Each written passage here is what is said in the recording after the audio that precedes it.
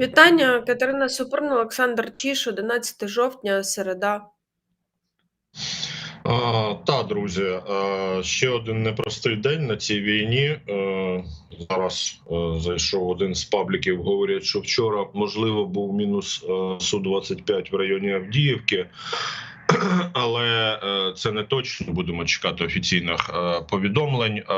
Ну, що, далі все продовжується в тому ж напрямку.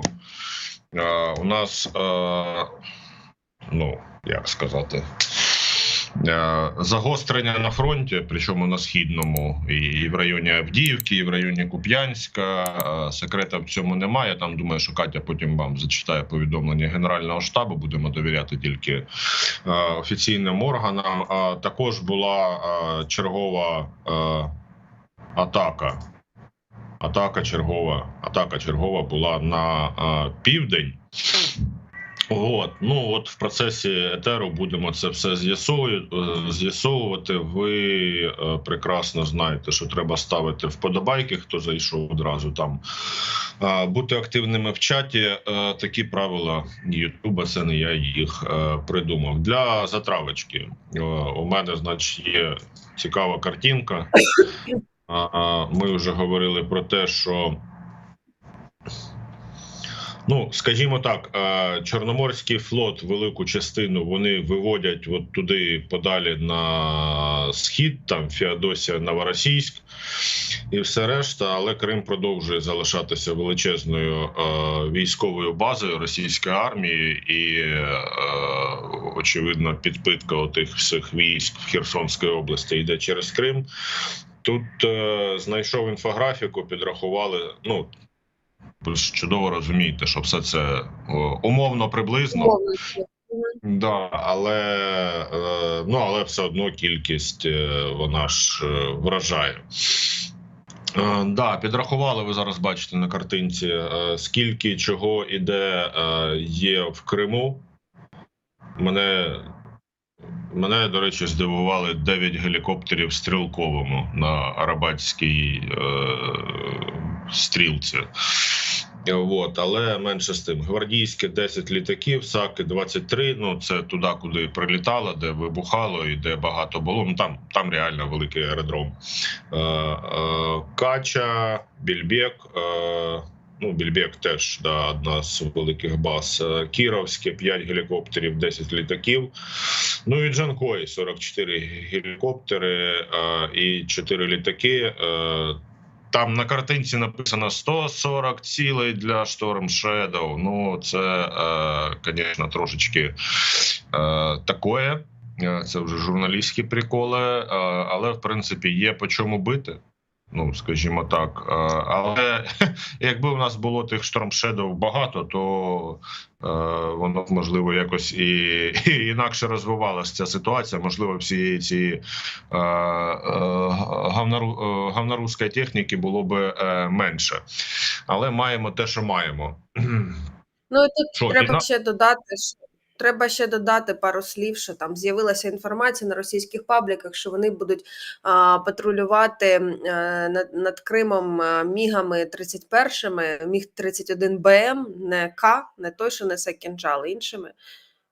Але, ну, треба розуміти, що Storm Shadow – це крилата ракета, і вона є ціллю, яку може збивати протиповітряна оборона противника. Тому для того, щоб її ефективно застосовувати, щоб вона нормально себе почувала і долітала до цілі, треба продумувати спеціальний маршрут і придумувати, ну, це пам'ятаєте, що були комбіновані атаки для того, щоб Storm Shadow уражали цілі, які вони уражали, наприклад, штаб Чорноморського флоту в Севастополі. Це була комбінована атака, там з багатьох напрямків, там дрони, там ще щось, там обманки, можливо, там Storm Shadow. Тобто це такий, ну, довгий складний процес для того, щоб це стало успішною атакою. Тому все буде, я думаю. Ну, дай Бог, тим більше там знову йдеться про новий пакет від Сполучених Штатів. Хоча зараз зрозуміло, зараз більша увага приділена Ізраїлю. Про нього також поговоримо, бо неможливо про це не говорити. А й від Британії новий пакет. Там кажуть, що 10 леопардів прийде скоро. 10 нам там Петріот прийде з 8 пусковими, РЛС і командним пунктом від Німеччини. Від Німеччини, так. Яку всі критикують, а по факту вона там постачає його скільки всього. Німеччина? Взагалі, так. Якщо заходити на сайт ще й їхнього уряду, там, де оновлюється постійна інформація, щотижнево по кількості переданої техніки, то це немало. Угу. Да. Але все-таки Німеччина, Ізраїль – це все хорошо.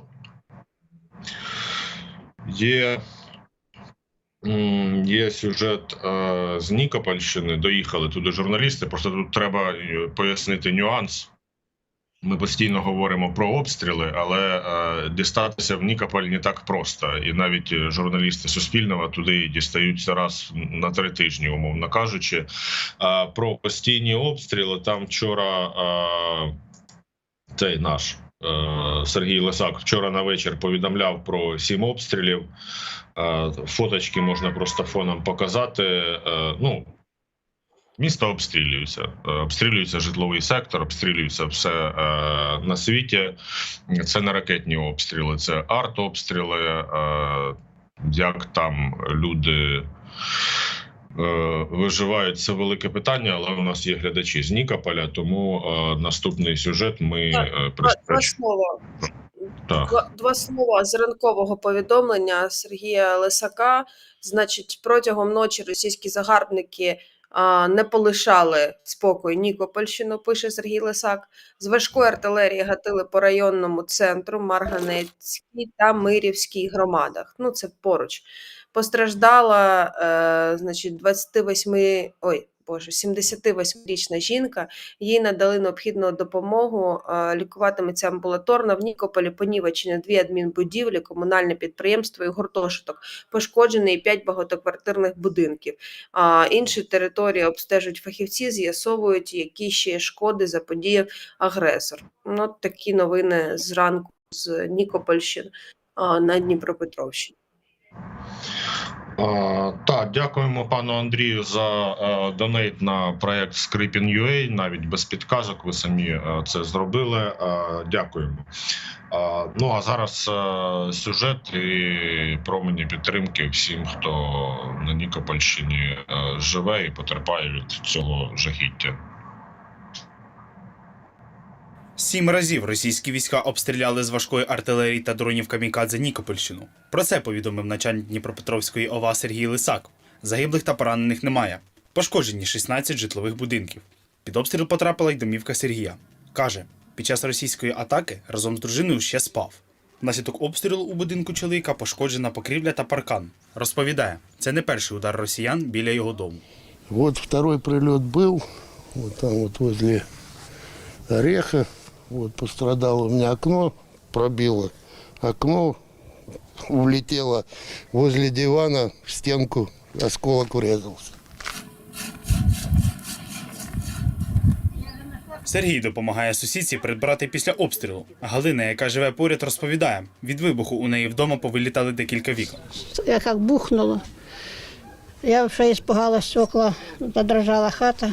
4 числа я была на улице, так меня осколки поранило, вот это у меня досі пов'язки 2. И здесь у меня было столько крови, ой. Пошкоджень зазнав і навчальний заклад. Директорка гімназії Наталія Шахова каже, це вже всьоме, коли їхня школа потрапляє під удар російських військових. Пошкоджено у нас забор. Трошки зруйнувало у нас на 2-му поверсі вікна металопластикові. Сьогодні таке ще руйнування, не дуже. Взагалі зараз з криші накривати її немає сенсу. Через обстріл у гімназії пошкоджено також котельню. Наталя Шахова розповідає, з початку російських атак у школі з 97 вікон неушкодженими лишилися 3. Внаслідок обстрілу пошкоджені також господарські будинки та побиті 25 сонячних панелей. Антон Сіренко, Анна Целуйко, Суспільне новини, Дніпро. Ну і тут, власне, якби нічого нового в цьому сюжеті. Да, це постійні обстріли. Ну, ми просто вже звикли до такої реальності, але треба розуміти, що люди живуть в цьому. І от там історія про 3 вікна, які залишилися в школі з 97. Це ж все відбувається системно і постійно. Ой, ну коротше, ну я не знаю, що сказати. Просто я вже казав, у нас з'явилися внутрішньо-внутрішні переселенці. Це ті, які от з Нікополя, з Марганця виїжджають в Дніпро, тому що ну скільки можна сидіти під обстрілами. Якщо у вас є така можливість, та ну навіть і необхідність, я би так сказав, то робіть це, будь ласка. Так, друзі, що там у нас по географії? Коломия на дроті, прекрасна Тоскана, Київ, Горішні Плавні, як завжди, Хмельницький, Черкащина і Роттердамщина. Що там у вас по Роттердаму? Там, до речі, цей, знаєш цю історію, що ВАКС сказав, що Роттердам плюс, все, справа закрита. Правда, там САП сказала, що буде подавати, ну, типу, апеляцію. Тільки я вже не знаю куди. Я так розумію, збирати якісь нові докази, скоріше за все, будуть, тому що це ж, ну, якщо суд закриває справу, то значить, що треба нові епізоди. Тим більше вищий антикорупційний. Там, по-моєму, вищий вже, ну, вищий тільки Верховний, виходить. Ну, але то таке. Так, маленьке село Але там голову посадили за корупцію. Ну, да, в суді, не в маленькому селі Пудербах, північному Рейн-Вестфалії, Німеччина. Ого, нічого собі. Круто. Дякуємо вам. Все, там уже стільки понаписували, що Роттердам стоїть. Да. Роттердам стоїть і Золотоноша вітає. Це доволі забавно. Так, сам собі, як казав мій тато, сам себе не похвалиш, ніхто не похвалить. Сам собі поставив вподобайку під етером. Ну, насправді ще треба сказати про Тернопільщину, про Кам'янку-Бузьку на Херсонщині, про Нью-Йорк, про Одещину, Южне, Алушта. Ти бачиш? Алушта? Ну, Нічого собі. ну і Київ, звісно. Алушта... Дякуємо всім, друзі. Давайте, вподобайки самі себе не поставлять. А в Алушті я, до речі, жодного разу і не був. В Алупці був, в Євпаторії був, в Ялті був, Казань брав, а от в Алушту не заїжджав. Тому ну, вам тим більше. 10 років під окупацією – це жесть, звісно. І подяка за те, що дивитеся наші етери. Так, ну якщо згадали про південь, то давайте тоді ранкового Братчука послухаємо. Навряд чи він, бо він там дуже рано. Ти мене питала, як ти так рано прокидаєшся? Дивись, він теж рано прокидається, але він десь на мого. От, і він сьогодні записував ранкове звернення ще на фоні темного неба. А я кожен день прокидаюся, дивлюся в вікно, ну ти бачила наше вікно, і з кожною хвилиною сонце все пізніше і пізніше встає. А Братчук став раніше за сонце. В тому то і справа, що я сьогодні прокинулася, а там так темно, і я така, ну ще 5 хвилин. Ну, це понятно, це обична історія для людей. Ладно, давайте до інформації. Сергій Братчук, Одеса. Слава Україні! Ну що, орки починають активнічати не лише на фронті, а й повітряними тривогами. Намагаються задовбувати нас.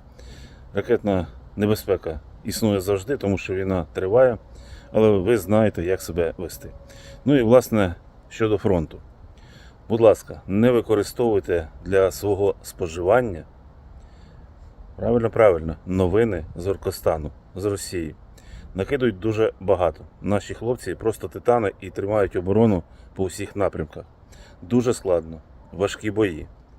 Десь треба відійти на підготовлені позиції для того, щоб повернути своє. Ще раз, інформаційна гігієна. будь ласка, не забувайте про це, що інформаційний український борщ набагато краще, ніж інформаційні російські щі. Тримаємо стрій, крокуємо далі.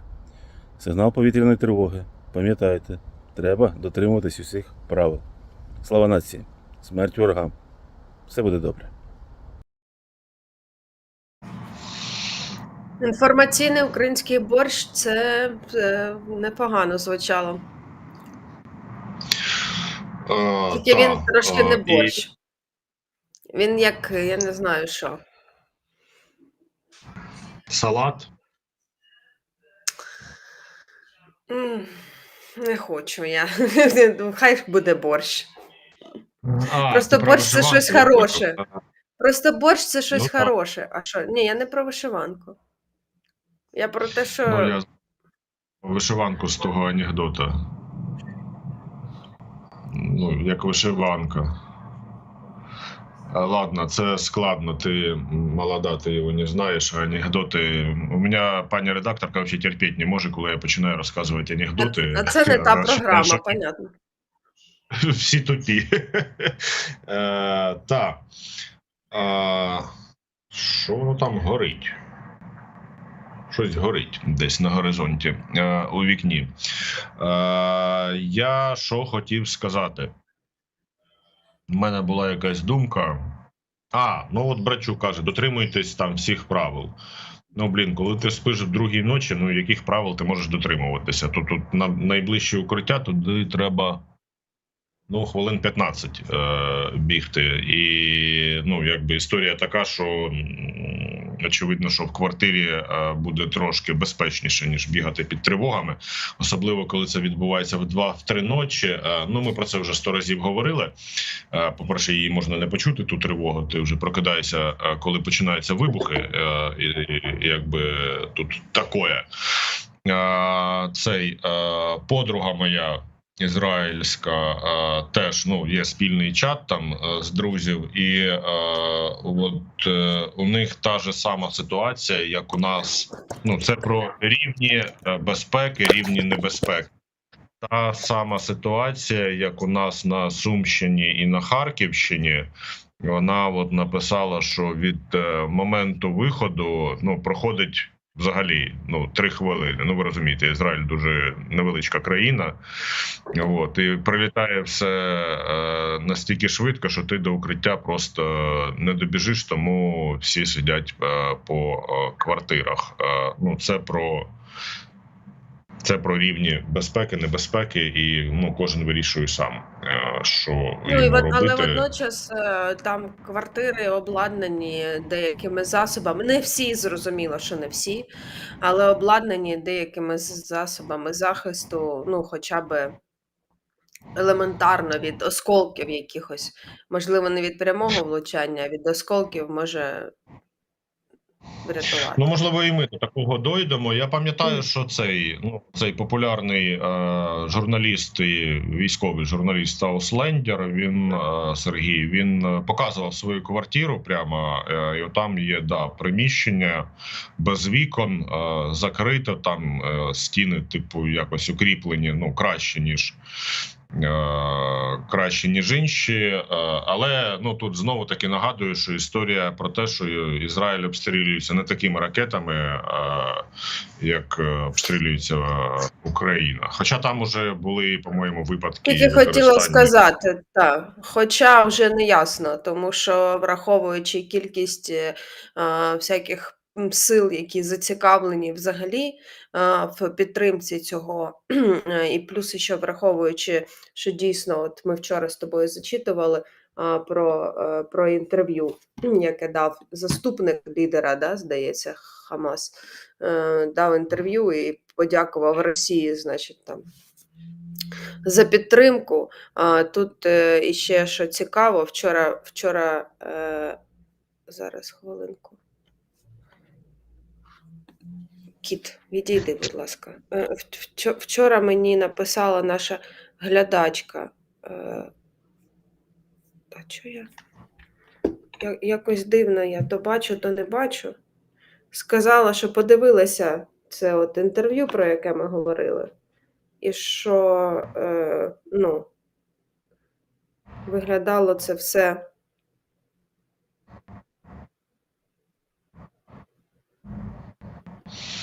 Я думаю, Щось воно я буде не- в месенджері в Та щось я не цих, можу знайти. а, Та от в поняла. тому ж і справа, що я там не бачу. Ну ладно, неважливо. Коротше кажучи, що це все до того, що все стає занадто явним. От, знайшла нарешті.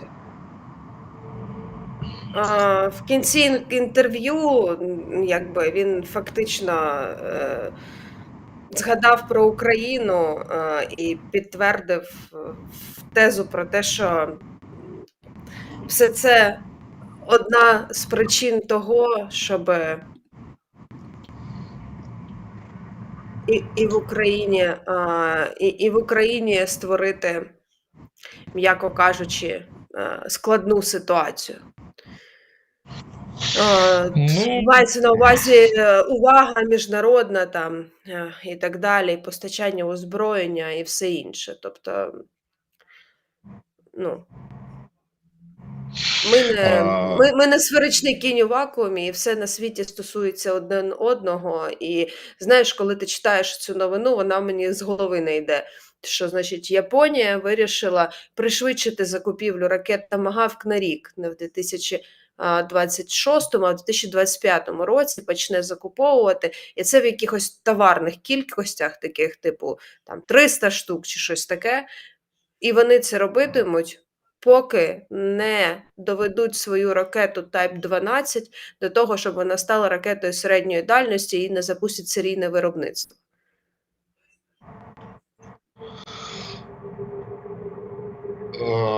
Тут, знаєш, що ще в цій ізраїльській історії, до якої ми повернемося, мене дивує політична складова, тому що вони діють як по кальці просто, ну просто один в один. Там включали якогось, ну я бачив вчора, відео CNN, ні, не CNN, зараз. Так, щоб бути точним в дефініціях. Sky News.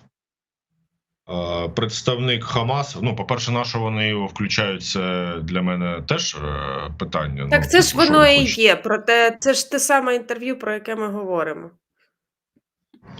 Ну, там, де вони не вбивали мирних Sky громадян. News. От, да. Так, це ж от він там всю цю пургу і ніс.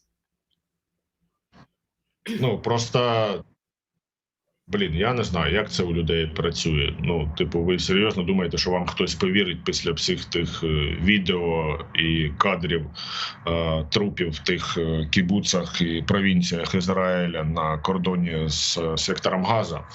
Ну, так, менше з тим. Давай про Ізраїль трошечки пізніше все-таки, хоча вже говоримо про нього. Ну, неможливо втриматися. Ні, ну да, ну а як? Ну якщо воно несеться, новини сипляться. Є у нас трошечки старе відео, але воно якраз зараз актуальне, тому що навколо Авдіївки росіяни почали великі активності. Там ідуть запеклі бої. Ми, я думаю, повернемося після цього відео якраз до того, що говорить Генеральний штаб, до статистики втрат росіян. Ну от іще одне відео з Авдіївки, яке говорить про те, що міста фактично немає. 1 жовтня, Авдіївка. Приїхав доставити хліб та корм для тварин. Хліб та корм для тварин, слава Богу, в Авдіївку доставляють, але є віддалені вулиці, куди не доїжджають. Власне, тому я тут. Ось така вона Авдіївка. Привіт, красавчики! Привіт! Хлебушек.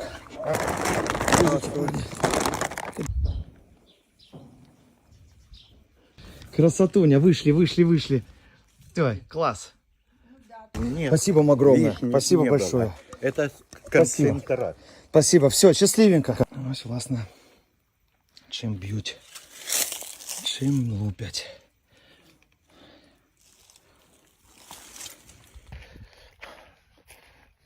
Ну що тут сказати, всі і так розуміють, що Авдіївку стирають, просто стирають. Єдиний порятунок для Авдіївки та всіх населених пунктів, які знаходяться на лінії вогню, це відбити російську чуму якомога далі. От і все.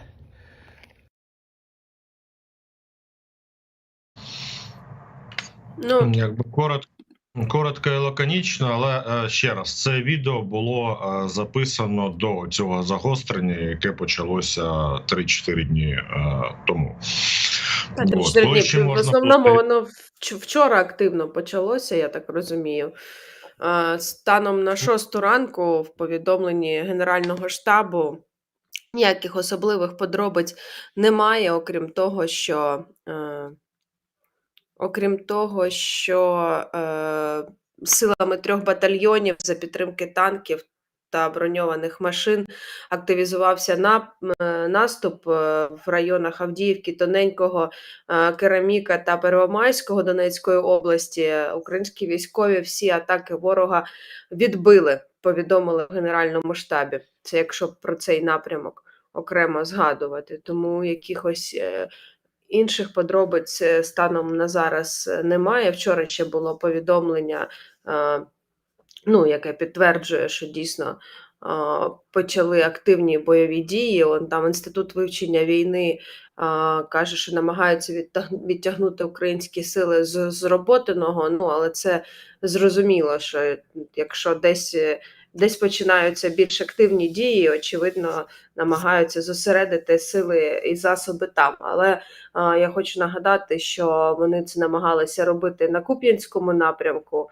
але там дійсно, але прям до активної, суперактивної фази там їм не вдалося перейти. А зараз це Авдіївка. При цьому українські сили продовжують наступальні дії в районі якраз Роботиного,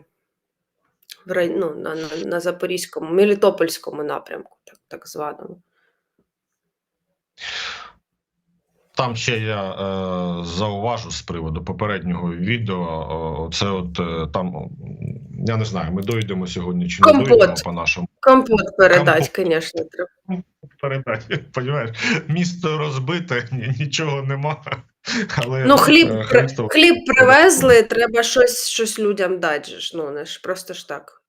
Людина ж приїхала, треба компот дістати. З черешень, чи вишень.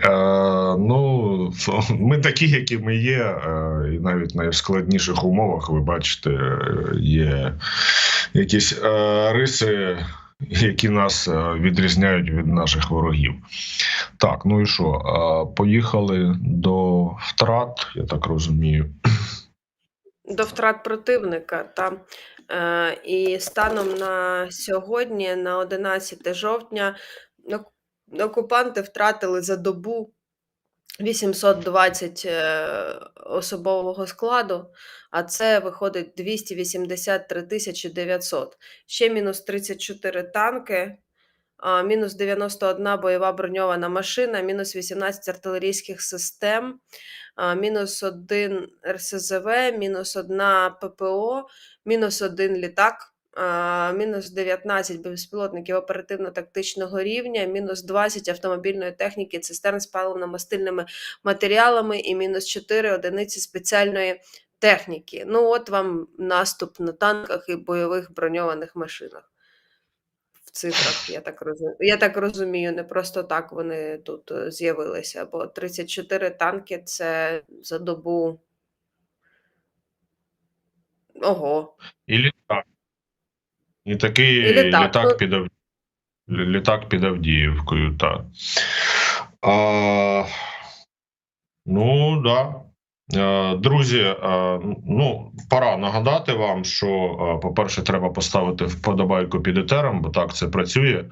У нас є наш фонд на ЗСУ, біля Катерини QR-код, в описі під відео там номер карточки, ви його поповнюєте, і ми вдячні, вже було декілька поповнень за ранковий цей етер. Андрій, Наталя, здається. Дякуємо вам. Кожному, хто це робить, кошти передаються військовим на ті потреби, які у них є. Не знаю, там дрони, термобілизна, шини, ремонт машини, от, з чим постійно приходиться стикатися. Ну, це такі поточні витрати. Якщо ви системно хочете допомагати Збройним силам, є фонд «Повернись живим». Хоча зараз там щось писали, що опасно згадувати «Повернись живим», бо і за це банять. От, Там, ну, менше з тим. там за посилання, так зрозуміло, саме за лінк. Ну, в будь-якому випадку, я думаю, що ви всі розумні люди, ну, принаймні у нас на каналі є купа опцій. Притула, Стерненко, Жадан, не знаю, хто там ще. Лачин там збирають. Третя штурмова збирає собі теж. Третя штурмова, ну, коротше, да, опцій безліч для допомоги Збройним силам. Це те, що в силах людей, які не перебувають в Збройних сил. От, тому да, дякуємо. Не бачу хто, але дякуємо. Так, і якщо у вас є можливість допомогти нашому журналістському проєкту, ми вам будемо вдячні. Насправді, в часи війни, ну, ви це робите, і це неймовірно, тому що... А що це я бачив? Це Влад викладав порівняння, да, з вересня 22-го року і вересень 23-го року.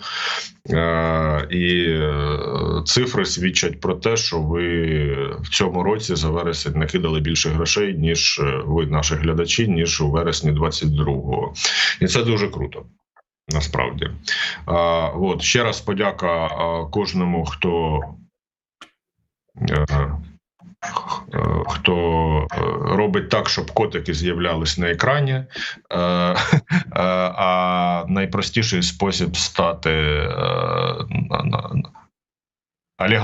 олігархом каналу Скрипін.ua – це Patreon. От, там все просто за 3 хвилини можна налаштувати.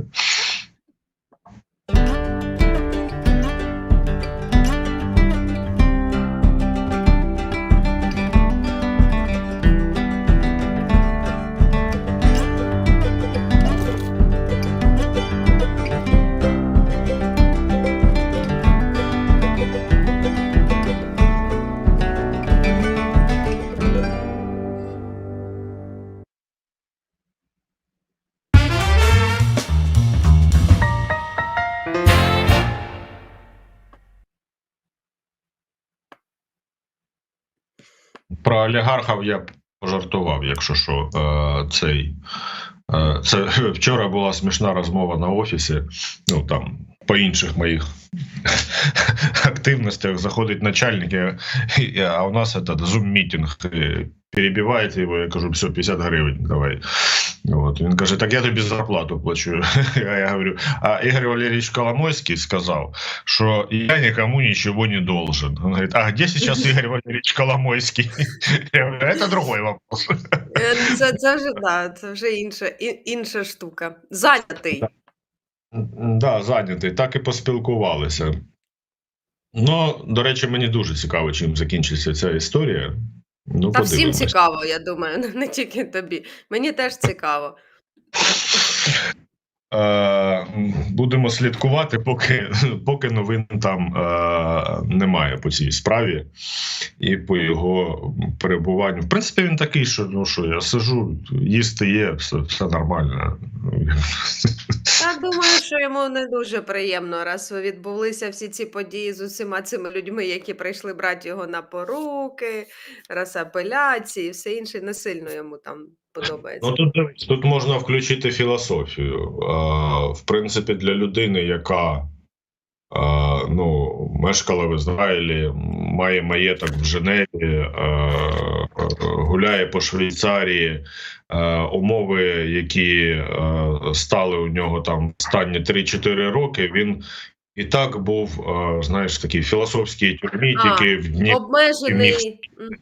Да, в своєму маєтку в Скільки там було в Нікольському. нього? Я 20 забув. тисяч фунтів стерлінгів на тиждень чи що? Ну, Що в нього або на було місяць. за Ну, обмеження? це все одно суми, які нам з тобою. Ну, нам би коротше, вистачило б надовго, якщо чесно. Так. е, Так що Але, ну да, тепер просто ця якби ментальна тюрма звузилася до однієї камери. Назвемо це так. ментальна Добре. тюрма, хорошо. Друзі, ставте вподобайки, а я думаю, що пора послухати Володимира Олександровича Зеленського з його вечірнім зверненням до українського народу. О, Україна написано. Щось. Бажаю здоров'я, шановні українці і українки. Дуже якісний візит в Румунію, плідний. Зустрічі з президентом Йоганнісом, головами палат румунського парламенту, з депутатами, прем'єр-міністром Румунії. Що досягнуто? Перше. Є хороші домовленості щодо зброї. Я не можу зараз розкривати усього, але снаряди плюс, посилення ППО плюс. Деякі речі ще готові. Вони будуть потужними. В Румунії створюється центр підготовки пілотів для F-16, і українські пілоти будуть серед перших, хто навчатиметься. Друге. Зафіксували, що переходимо на рівень стратегічного партнерства. За цим політичним формулюванням дуже чіткий сенс. Як сказав мені президент Йоганніс, ми можемо покладатись на Румунію. Румунія точно може покладатись на Україну. Ми разом значно посилимо наш регіон. Вже робимо критичний внесок у глобальну продовольчу безпеку завдяки співпраці в Дунайських портах і на сході Чорного моря. Буде більше співпраці. Розширюємо наші транспортні коридори. Буде більше робочих місць і економічних можливостей. Сьогодні підписали спільну заяву президентів, яка окреслює, як будемо далі ми рухатись. Третє. Вже незабаром відкриємо рух, нову гілку залізниці через Молдову, яка стане новим транспортним коридором. Разом з Молдовою ми рухаємось і до початку переговорів щодо членства в ЄС за повної підтримки Румунії. Я вдячний за це. В парламенті Румунії більшість за нас. Уряд Румунії вже найближчими тижнями ми готуємо спільне засідання урядовців України та Румунії. Я вдячний пану президенту Йоганнісу і усьому румунському політичному класу та суспільству. Наші стратегічні відносини – це нова сила для усього Чорноморського регіону. Якщо вдасться реалізувати все те, що нами заплановано зараз, і над чим працюватимуть наші команди, у цій частині Європи з'явиться нове джерело економічного та безпекового розвитку. Я дякую всім, хто підтримує нас. Добре, що сьогодні змогли посилити нашу оборону. Слава Україні! Героям слава, і очевидно, що Україна з Румунією розбудовуватиме і спільну взаємодію по охороні морської території, тому що торгівля – це важливо. Так що дивно насправді, що системно не працювали над цими взаєминами до цього. Я не кажу зараз від початку, я не маю на увазі від початку повномасштабного вторгнення, я маю на увазі від початку раніше. Ну, я вчора бачив інформацію. Тільки от я, знаєш, побачив, десь в тролейбусі їхав, побачив і не зафіксував собі ще два, як там це вони називаються, балкери, кораблі. Буду казати по-простому, бо я все не розбираюся в балкерах і Да, не розбираюся. От ще 2 кораблі прямують до Чорноморська в рамках цієї зернової ініціативи від України, так би мовити. От вони там понад бережком, понад румунським, болгарським відправилися. Да, це знайшов імператор і Ву Ян Глорі, що би це не означало. Ну, я не знаю, як читати по-китайськи ці слова. І говориться про те, що вони підходять до портів для того, щоб, очевидно, завантажитися українським зерном. Так що все робить, все працює. Так що, і Румунія, ви бачите, у нас знову таки трошки про менталочку і філософію. Да? Ми ж з вами чудово розуміємо, які шаблони були з приводу румунів. А по факту, виходить, що я навіть не хочу їх згадувати, просто, щоб не Так це от його. в тому то і справа, насправді, що про українсько-румунські відносини я взагалі дуже мало щось знаю, а це дивно, тому що це, по-перше, країна, з якою межуємо, по-друге, це Чорноморська країна. Що казати? Тому що я думаю, що всі ці шаблони і якесь абсолютно дивне зверхнє ставлення були нав'язані нам просто російським наративом. Тому що знали? Румунські меблі були, щоб ти розуміла, в Радянському Союзі. Знаєш, де румунські меблі, я трошки менше. Да. Вибачайте. Але ж нас дивляться багато людей, і деякі з них приблизно мого віку або старші. І це я ще застав. Що там ті румуни? Румунські меблі. Я не... Тут, знаєш, нам нав'язані шаблони, це все добре, але ми нічого не робили всередині для того, щоб налагоджувати ці стосунки. Ніхто нам не заважав не давати, нав'язувати нам ці шаблони, розумієш, а працювати над тим, щоб розбудовувати союз регіональний. Тут же ж... Давай так, з одного боку ти права, але це картинка з ідеального світу, і я думаю, що україно-румунські стосунки це точно було не на першому місці взагалі в тому, що мала би робити країна Україна, в принципі, починаючи з 91-го року, але ми всі чудово розуміємо причини і хто був при владі, і як це все... Ми тут зараз, знаєш, рейтинг задач я б зараз би не ставила, просто це в логіці розвитку взагалі закладено мати в союзниках сусідні держави, регіональні, особливо морські, особливо по морю. Це абсолютно логічне розуміння ситуації навколо. Тому що про Міжмор'я, про Інтермаріум почали говорити давно, а щось реалізувати з цього приводу. Люблінський трикутник у нас коли було підписано цей договір? Це в 19-му році. Хоча це напрошувалося набагато раніше, і це країни дружні, країни Балтії, країни дружні, і нескладно, в принципі, розвивати ці речі, але для цього треба зусилля. Для цього треба певні зусилля прикладати. У нас просто з друзями була цікава розмова на вихідних стосовно визнання геноциду українського народу в зв'язку з агресією російською. І от там на «Українській правді» вийшла колонка Антона Дробовича, директора Інституту національної пам'яті, який пояснює, що це, і як це доводити взагалі, в принципі. І я почитала, це дуже складний процес, зрозуміло, і це все має бути доведено доказами в суді. Відповідно, тільки так це працює.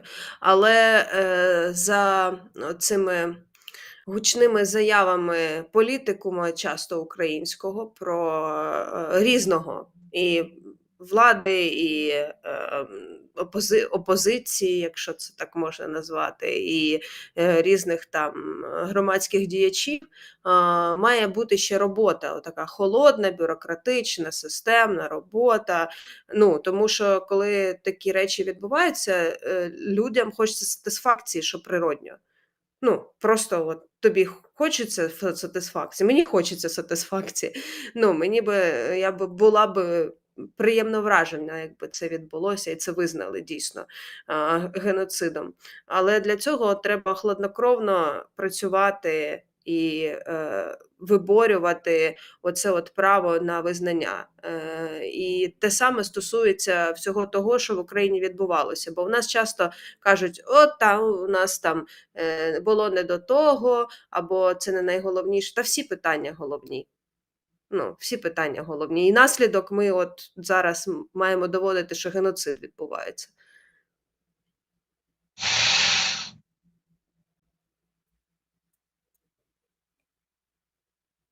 Думав щось сказати, нічого не скажу. Ти завис чи не завис? Я не зрозумів. Я завис ментально. Да, правильно, ти правильні речі кажеш. Хороший жарт від Віталія про те, що Коломойського сховали від обстрілів. Хорош, Віталій, молодець. Так, я пропоную, у нас вже 8:48, я пропоную дати слово президенту Байдену і все-таки трошечки поговорити про те, що відбувається в Ізраїлі і ставлення світу до цього. Вчора там велика промова, ви її можете побачити там на тому самому «Голосі Америки» на YouTube-каналі. Там вона 25 хвилин триває, це вирізка найголовніше. Лючі спогади антисемітизму і геноциду єврейського народу. Тому зараз ми повинні дуже чітко говорити. Ми стоїмо разом з Ізраїлем. Ми стоїмо разом з Ізраїлем. І ми забезпечимо, що Ізраїль має все, що потрібно, щоб захистити своїх громадян і відповісти на ці атаки. Немає виправдання тероризму, немає вибачень. Хамас не захищає права палестинського народу на самовизначення. Вони використовують палестинців як людський щит. Це тероризм і кровопролиття незважаючи на ціну. Крає серце, втрата невинних життів. І як і будь-яка країна, вони мають право відповісти на цей жахливий напад. Я наразі щойно провів третій телефонний дзвінок з прем'єр-міністром Нетаньягу, і я сказав, що наша відповідь буде швидкою, рішучою. І ми обговорили про те, як демократії світу сильніші, якщо ми дотримуємося верховенства права. Терористи націлюються, атакують цивільних навмисно, вони вбивають їх. І вони не дотримуються жодних законів війни. Зараз американці моляться за ті родини, які постраждали, родини, які мусили розірватися. І це відчуття безпорадності, відчуття того, що є людська трагедія. Ці звірства надзвичайного масштабу. І ми будемо разом, ми будемо підтримувати людей, народ Ізраїлю, який страждає, який несе надзвичайні втрати в боротьбі з тероризмом. Моя команда в постійній комунікації з командою, з нашими партнерами в Ізраїлі, з партнерами по всьому світові. ми надаємо боєприпаси для того, щоб зміцнити залізний купол, для того, щоб була можливість захищати міста.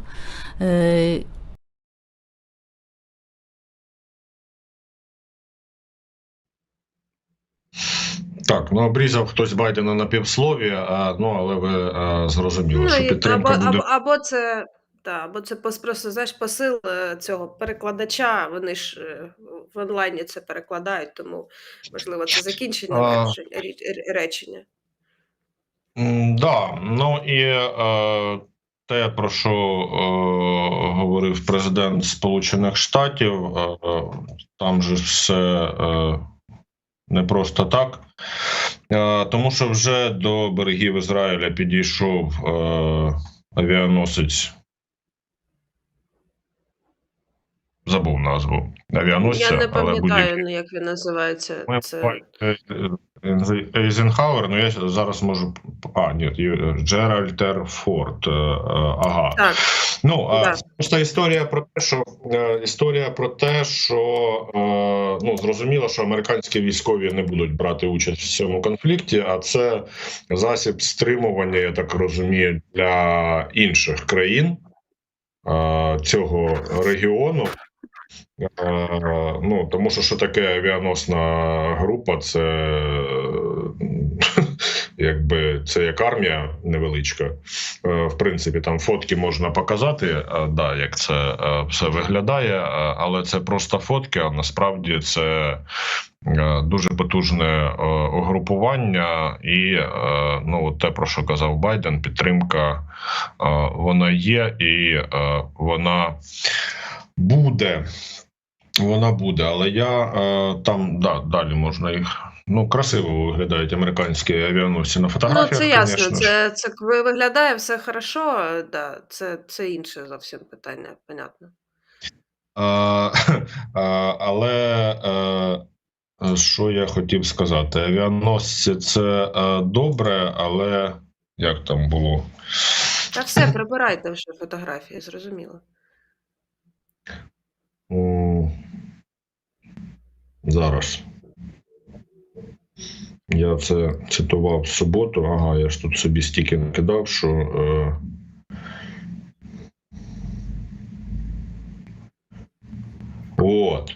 Я це говорив в суботу. Ми абсолютно випадково подивилися з пані редакторкою першого «Хобіта». Там була прекрасна фраза, з вуст Гендальфа, але ми розуміємо, що писав це Толкін. Буденні вчинки звичайних людей стають на заваді пітьми. Це взагалі одна з головних філософських фраз цього твору «Володар Кілець». І далі вам, будь ласка, буденні вчинки 20... це я до того, що авіаносці – це прекрасно, звісно, все, але є речі, які в силах простих людей. 25-річна Інбаль Рабін Ліберман спасла свій кібуц Нір-Ам, тому що вона, ви ж розумієте, я не знаю, чи розумієте ви систему оборони Ізраїля, там все дуже прописано, у кожного є своя посада, у неї навіть в мирний час вона була координатором з військової безпеки цього кібуцу. Вона зрозуміла, що відбувається, швидко роздала зброю групі швидкого реагування. Це типу тероборона наша, тільки ізраїльська. І питання, кажуть про те, що вона просто всіх підняла на ноги, і перший бій, який прийняв цей кібуц, був відбитий, а потім вони евакуювалися, очевидно, теж за планом, бо у них там всі ці діла розписані. І це якраз те, що роблять прості люди, які були готові, які швидко відреагували на війну, яка прийшла в їхній дім, будемо так називати речі своїми іменами.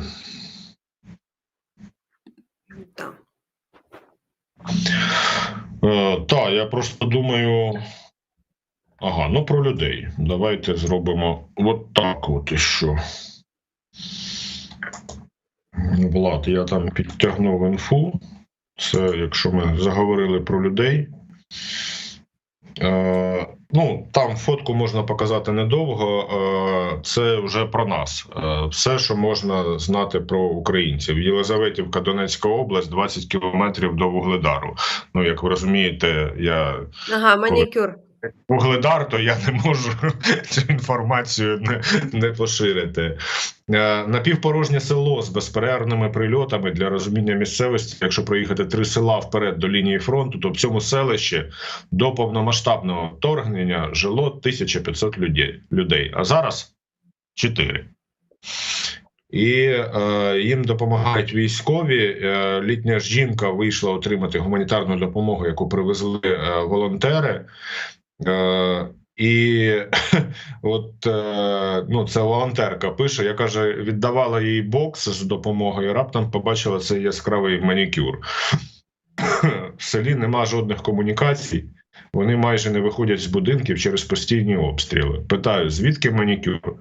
Каже, у нас дівчина робить, що залишилася в селищі. Я попросила зробити фото, вона не стала відмовляти. Ну, отак от люди... живуть. Так, а що робить? Хоч манікюр поробить, знаєш, можна 3 рази на день міняти.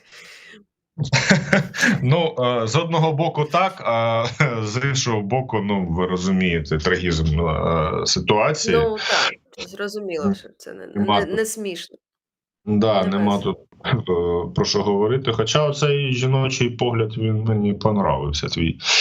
Ну, я ж просто так не мислю, що можна, коли ти нічого не робиш, можна сидіти малювати нігті постійно. Але, друзі, ну, я ж цього ніколи не робив, тому я не знаю, ну, чесно кажу. Друзі, зараз уже 9 година, ну, насправді ви бачите, от інфа вроді прикольна, але абсолютно не прикольна, коли з селища на 1500 людей залишається 4 людини. Дуже великою ціною нам дається вся ця боротьба, загальнонаціональна хвилина мовчання.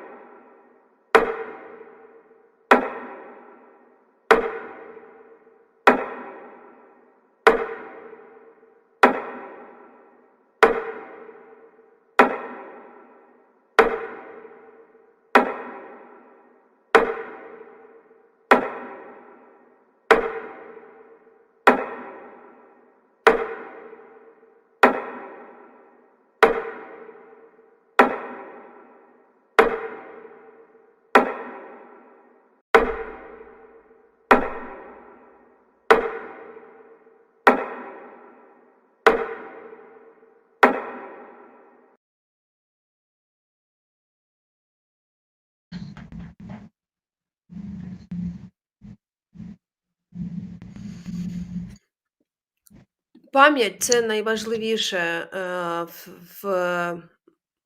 пам'ять про кожен день, який ми змогли пережити зараз. Це дуже важливо і найважливіше, мабуть, зберігати це все і закарбовувати, задокументовувати. Це стане потім нашим інструментом на майбутнє, по-перше, для того, щоб передати знання, всі ці навички нашим дітям і онукам, тому що ворог наш нікуди не подінеться. І коли ми говорили ото на початку, знаєш, Україну люблять порівнювати з Ізраїлем. Я б так не робила, але що поробиш, що вже це відбувається, то... Люди роблять аналогії, ну, звісно, не в усьому. Їх тут можна проводити, бо різні масштаби, різні історії, різні, знову таки, пам'ять. Да, різна історія пам'яті. Ну, у Так, кожного народу. абсолютно точно. І, те, що, розповідали про цю жінку, яка була військовим координатором в своєму кібуці, да, підготовлений особовий склад дав результат, скажімо так, одразу це зрозуміло. Тому що військова справа, вона така, треба бути завжди готовими і завжди, вчасно відреагувати. Це запорука. Джо Байден в своїй промові сказав слово геноцид, тому що один з небагатьох доведених геноцидів це Холокост. Один з небагатьох доведених, тому що над цим працював єврейський народ. Тут точно можна брати за приклад. Не забувайте підтримувати наше військо. Це те, що нам допоможе реалізувати все те, про що ми говоримо. А наш фонд на ЗСУ – це на оперативні потреби військових, на заміну, ремонт машин, заміну шин, не знаю, якісь комплектуючі, потрібні пристрої і все, що можна швидко купити. Кіт ходить кругами навколо мене і каже: поставте вподобайку. Вона не відходить від комп'ютера, поставте вподобайку. Значить, і хочу подякувати, Кокос, вам за донати на Skripin.ua, тому що іноді він з них їсть, да? Ну, жарт, звісно. Ні, ну, не жарт, але в тому числі. В тому числі, так? Дякуємо вам за підтримку. Кожна гривня важлива, кожна гривня допомагає як війську, так і медійним ініціативам, таким як наша. Абсолютно. І що там у нас? От Лаченков пише, що ви знаєте, да, про мегазбор на дрони дальнього радіусу дії зібрали вже 91 мільйон гривень. Це... Зі 175, на хвилиночку. Ну, половина, більше. Це вже трошки більше половинки. Тому, якщо у вас є бажання системно підтримати наше військо, то можете долучатись до цього збору, або до нашого, на наш фонд для ЗСУ, для задоволення потреб тих військових, які є нашими знайомими, а у нас їх багато. У мене просто за вікном на кондиціонері б'ються сорока і голубь. Я дивлюсь на це все, і якось це странне вообще поєднання. Я не знаю, чого вони вступили в конфлікт. Це хто перемагає? Та я не знаю, вони щось клюють один на одного, потім розлітаються, а потім знов злітаються. Коротше, двіж продовжується.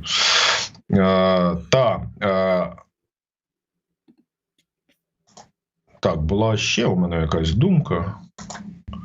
Але і вона пішла. Тому, що, друзі, підтримуйте військових. А ось вам відео, воно трошечки довгеньке, але воно від 128-ї бригади тероборони, яка з Дніпра, тому я включаю свій регіональний шовінізм і наполягаю на те, щоб ви його подивилися. Там просто якраз про мотивацію і про те, які люди прийшли до війська, які жили собі своїм мирним життям до початку війни.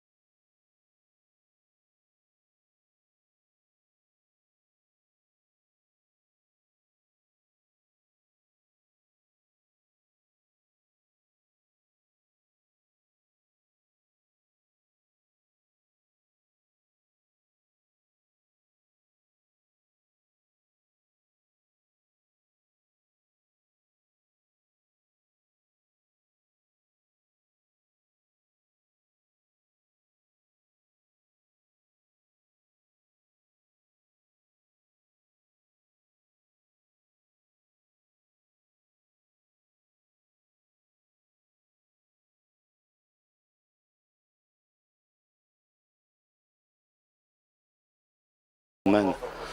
Я був оператор на шарових, готовив начинку на конфети. Пішов добровольцем. Мати дуже ругалася. Не жалкую секунди. Бачу, скільки горя вони наробили людського. Для мене це вже не люди. Я з перших днів стояв під Запорожжям, коли бачив, як дітей везуть без батьків, без нічого, евакуацію. Думав, я їх голими руками рватиму. Знаєте, в мене таке враження, що вони спеціально б'ють по цивільних. Якщо вони думають, мабуть, їхня політика така – залякати. Вони не розуміють, що ми тільки зліші стаємо. Тому що коли бачиш ці розвалені хати, просто-напросто аж клекоче.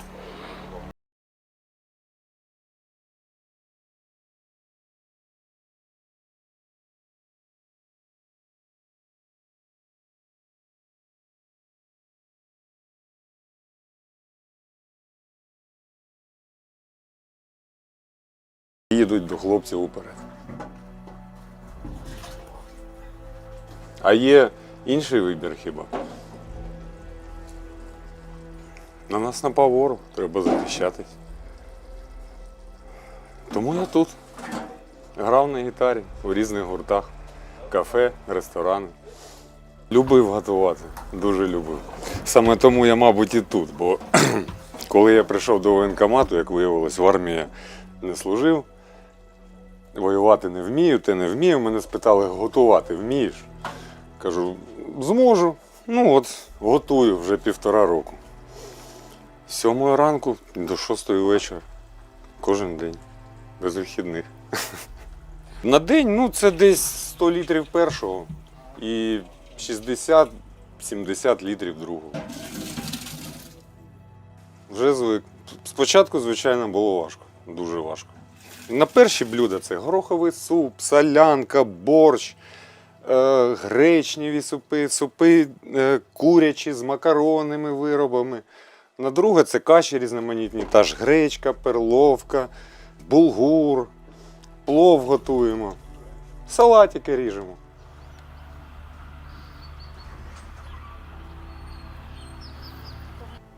Готельно-ресторанний бізнес. Хотів довчитися, але ж і кинув навчання і пішов сюди. Я не хотів сидіти вдома і дивитися на цей жах, який коїться. І вирішив все ж потрібно йти захищати свою землю, своїх батьків, всю Україну. Кулеметник і взводний медик, але не офіційно, але ж допомагаю чим можу, що знаю. Найважче побачити побратимів в крові. Бачити, як це все коїться, і дуже важко до цього звикнути, з цивільного життя прийти сюди.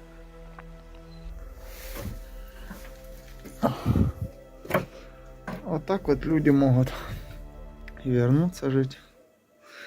Только некуда. Вообще. Готовий? Готовый? Раз, два, три. Щоб витягти одного побратима, навіть якщо не йде стрілковий бій, необхідно як мінімум 6-8 солдатів. Це завжди прикриття вогневе, це ті, хто несуть побратима або посестру. Ось. А якщо це йде артилерійський щільний обстріл, якщо йде контактний бій, це насправді нереально. Це настільки кропотлива робота проводиться, що її не описати словами. Маю досвід військової служби, маю досвід Нацполіції. Маючи такий досвід, не міг дивитися на те, як загарбники прийшли на нашу країну. У нас проходять також штурмові дії на нашій ділянці, і кожен день ми стикаємося з з вогневим контактом з ворогом. Росіяни насправді наразі лютують. В них відбили дуже багато позицій безпосередньо на нашому напрямку. І росіяни застосовують наразі все, що можуть застосувати. Це від звичайного контактного стрілкового бою до застосування артилерії, застосування кабів та фабів по нашим ділянкам.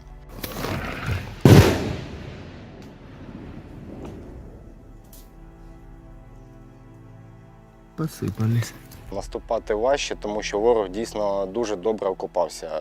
Якщо на початку контрнаступальних дій ми проводили також штурмові оборонні дії на нашій ділянці і на ділянці ворога, це були звичайні, скажімо так, окопчики, то наразі це забетоновані вже доти ворога. Чим далі ми йдемо, тим більше ми, скажімо так, бачимо, як ворог будує фортифікаційні споруди. Чим далі, тим ці фортифікаційні споруди більше. Насправді так. Є така проблема. Однак добра, хороша тактика, хороші стратегічні дії приводять до хорошого, успішного результату. Воювати до останнього ворога. У нас немає варіантів. Ми поки не звільнимо Крим, тому що Крим – це Україна, Донецьк, Луганськ – це Україна. Доки ми не повернемо всю нашу територію, будемо воювати. Інших варіантів у нас немає.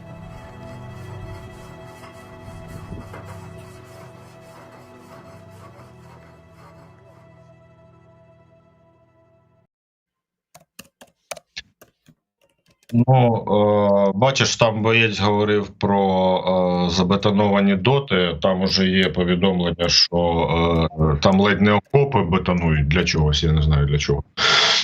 І як це робиться. Для захисту себе. Ну, да. Я чуєш, відреагую, просто, ви іноді, наші глядачі, Наталія Л. пише: шановні пан Чіш та пані Супрун, ваша думка стосовно правових органів до Балоги, прихід перевірки, це для показу, чи буде як з Коломойським?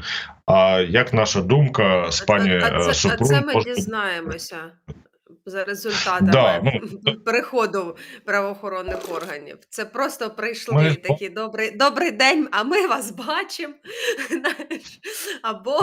Або це буде якийсь результат. Тому що я, наприклад, коли почало СБУ приходити до Московського патріархату, мені здалося, що це не буде нести за собою якихось більш результативних дій. Але ні, бачите, принесло. Може, і до Балоги щось принесуть. Що ти думаєш про мера Мукачу Андрія Балогу і чому до нього прийшло СБУ? Що ти думаєш?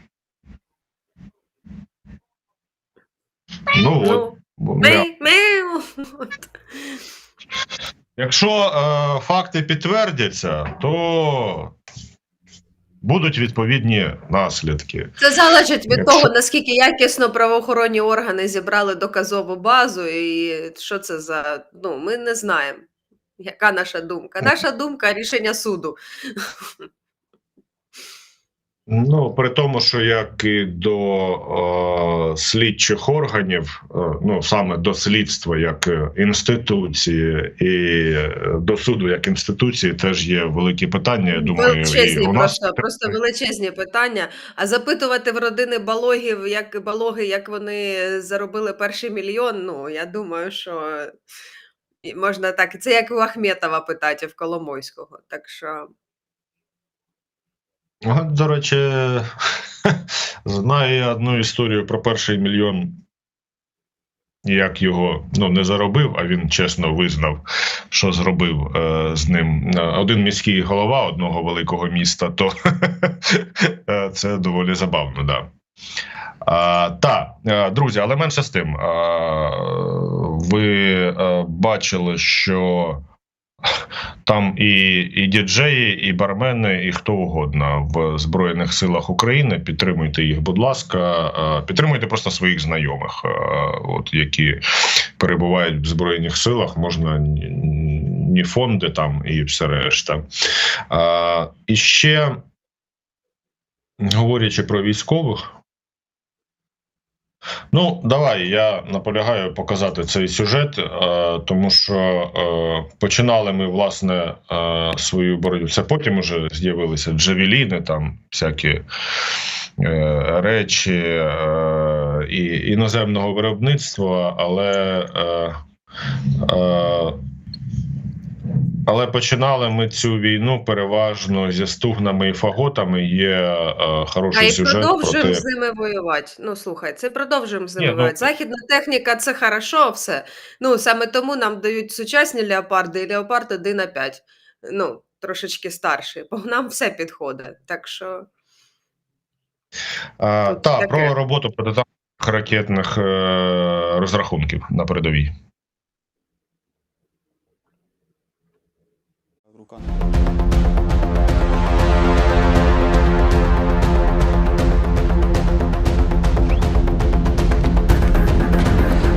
Танк, МТЛБ, піхота. Воно все бере. Головне, щоб тільки ракета нормально дійшла, що оператор ніде не рука, як поки рука не дрогнула, а так нормально. Якщо дистанція дозволяє, то можна працювати.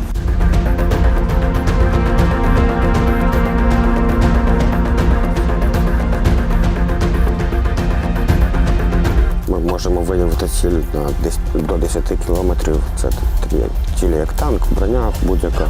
Починає трусити так, якщо ти бачиш техніку і до неї не можеш достати. Ну, починаємо шукати можливість вразити або коригуємо інші підрозділи, там артилерію, міномети.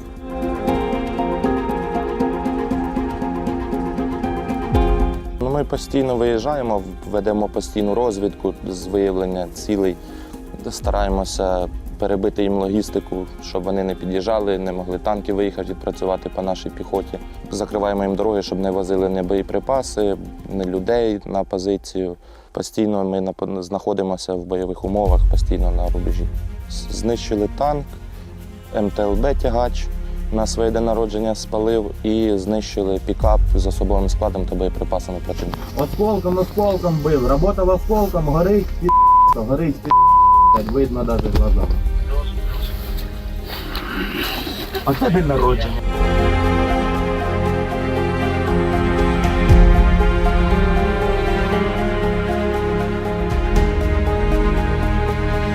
Виїхало 2 танки противника, які працювали по сусідній позиції. І так як в умовах поганої видимості довелося стріляти через посадку. Тобто попали в танк, він зразу встав, задимівся і згорів. Інший зразу відкотився.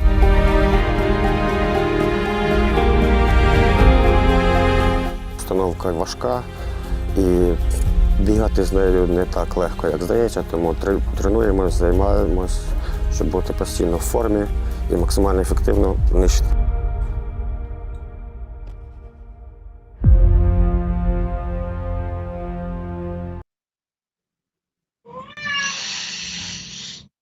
Ну, отак от це і працює. Да, на фронті все працює, і старші протитанкові ракетні комплекси, і новіші, і все це діє, техніки на знищення вистачає.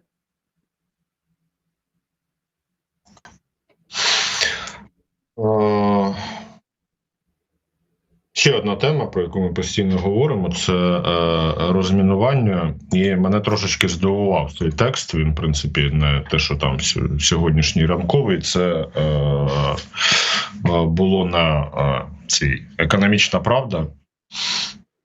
От.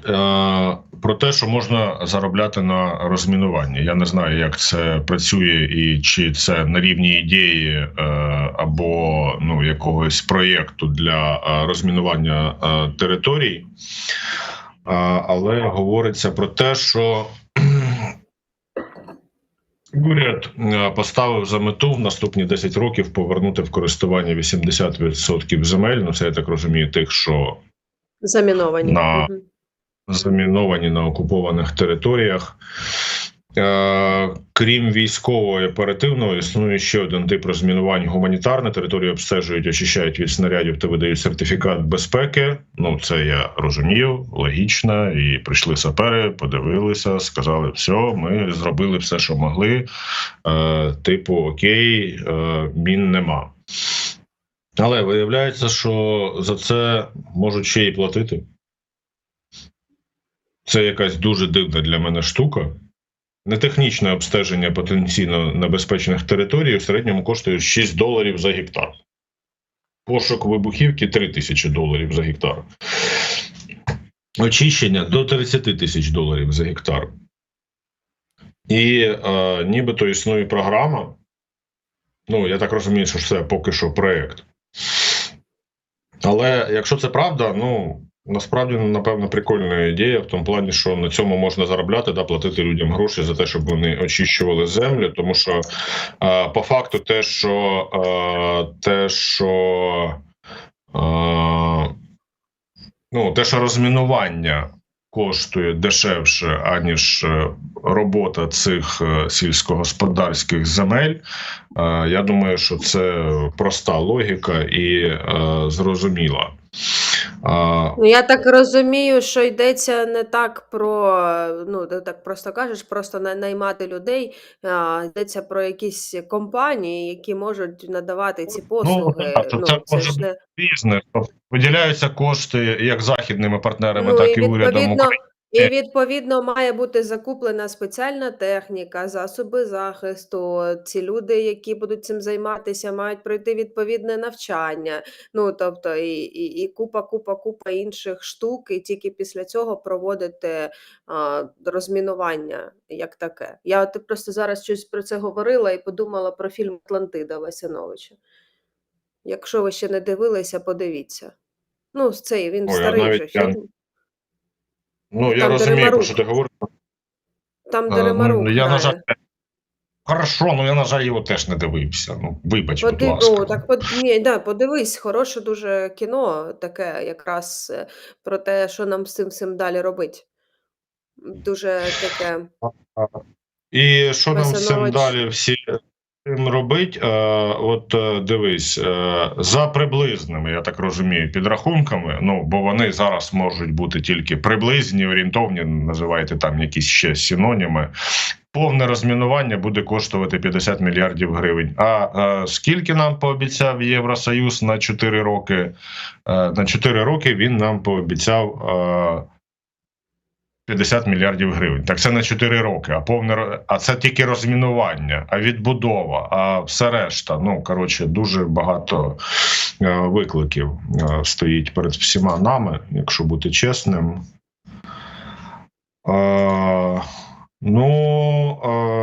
Хто хоче, почитайте самі цей текст на «Економічній правді». Він доволі цікавий. Не все цікаве буває на «Укрправді», але цей мені сподобався.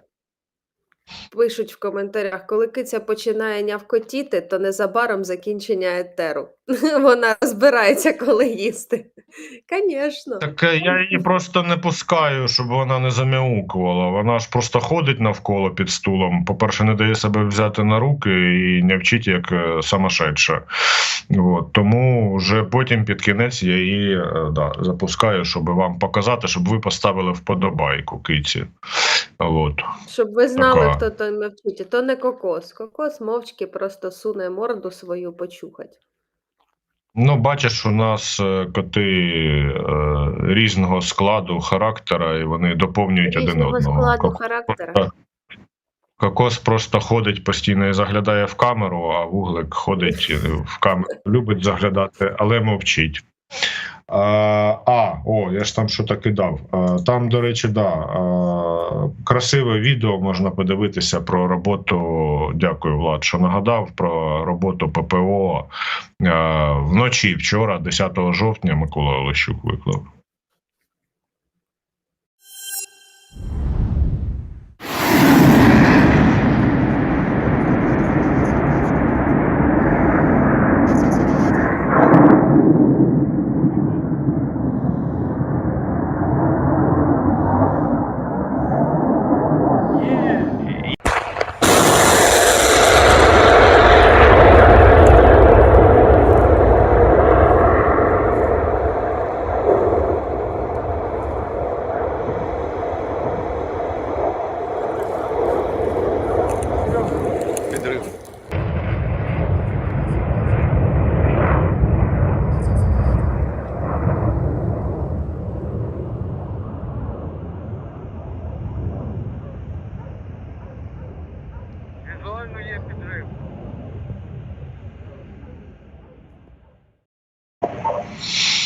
Цікаво, Ну, ми оця вчора- остання ракета так летіла, цікаво.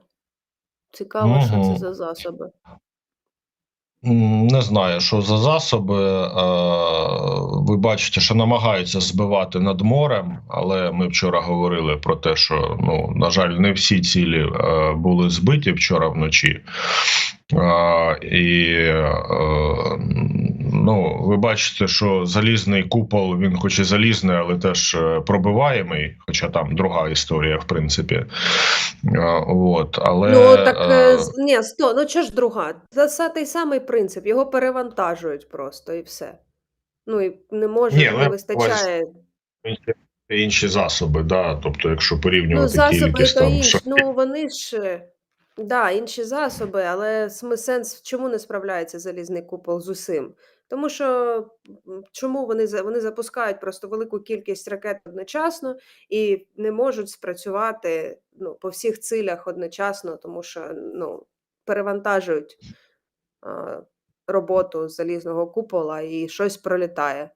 От і вся історія. Тобто, воно нічого немає фантастичного в цьому.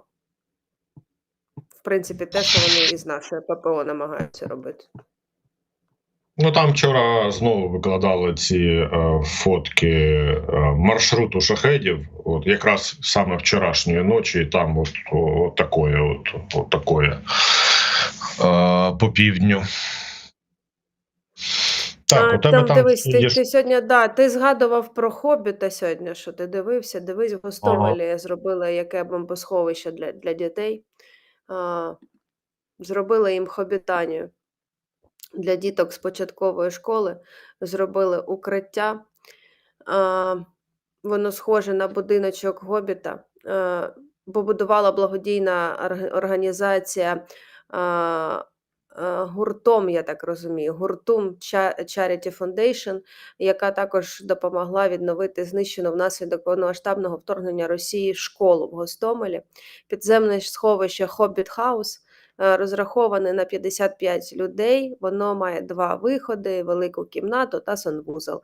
На стінах укриття намалювали книжкові полиці, камін, капелюх Хобіта та багато котиків.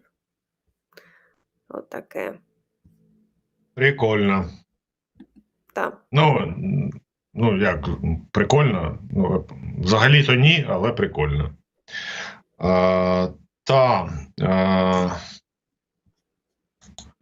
Що там происходит?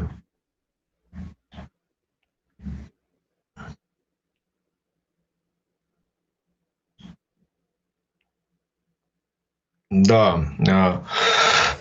Ти сказала, Там на що тебе там... наїхали, Сашко. Ти мордуєш кота свого. Що важко дати котові їсти перед етером. Да, дякую за поради. Всі спеціалісти в котовихованні. Тому що, піду мордувати бідну кицю. Там ще другий кот є, до речі, просто він взагалі рідко заходить під час ранкових етерів. Просто він просто давно з Сашком живе і вже не виділується. Вже замордований. Замордований кіт. Так, якщо згадали про котів, то ми вам з Катериною кажемо папа, і Влад вам теж, який видавав цей етер, каже папа. На сам кінець вам якраз відео про порятунок тварин з Донецької області. Влад, тільки там зорієнтуйся по музиці, там вроді вона нормальна, але всяке може бути, там переважно візуальна інформація, але там дуже багато мі-мі-мі. Піду мордувати вуглика і нагодовувати, так би мовити, що робить, як більше нема що робити. От, така історія. Дякуємо, що були з нами. Поставте вподобайку. Дякуємо всім, хто донейтив на наш фонд на ЗСУ і на проект Скрипін.UA. Пам'ятайте, що маленьких донейтів не буває. Катерина Супрун, Київ, Олександр Чиж, Дніпро були з вами. Бережіть себе, побачимося. Пішов мордувати кота. Іди мордуй.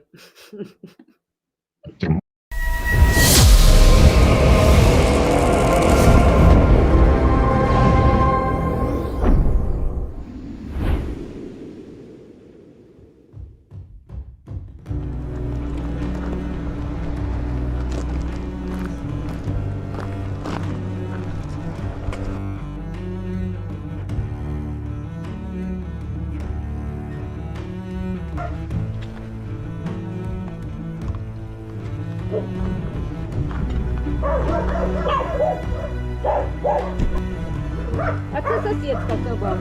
Ось тут. Ага. Міша. Барон Мюнхгаузен, він у них самий головний.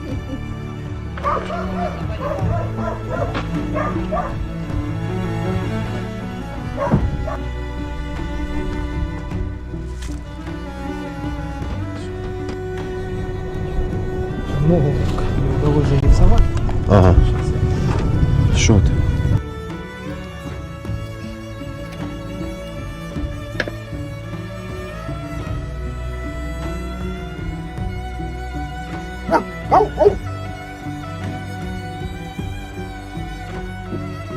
Вона була ранена чи ні? Виїжджав, убила мужчину. Мы поехали хоронить 15 числа. Я выезжал с подворот. Ну там же ж у нас дорога такая, что бугры не поймешь, что на что-то попал. Ну, оказывается, она залезла под машину, блин, и я переехал, да. Только я ее замотал скотчем.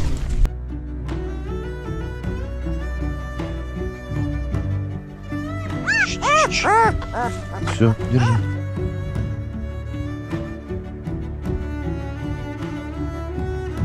Ще й потрібна вона сфотка і все. Так що, може зразу його занесемо? Бо він нелегкий. Все, ближче не переживай. Так, тепер це нічого страшного. Ага, все. Так. Ви можете назвати як завгодно. Как только его не зовут, да? Його назвали Шварц. Він похожий на нашого десяток дівчат на бордові.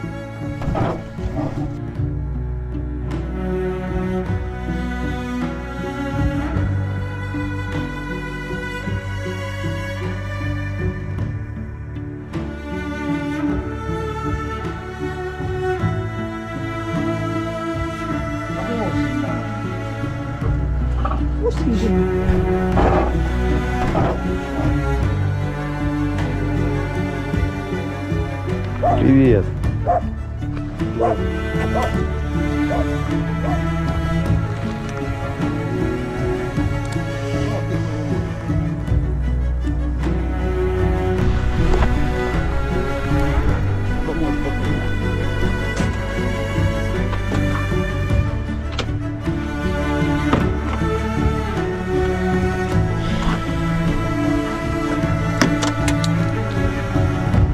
Только направо,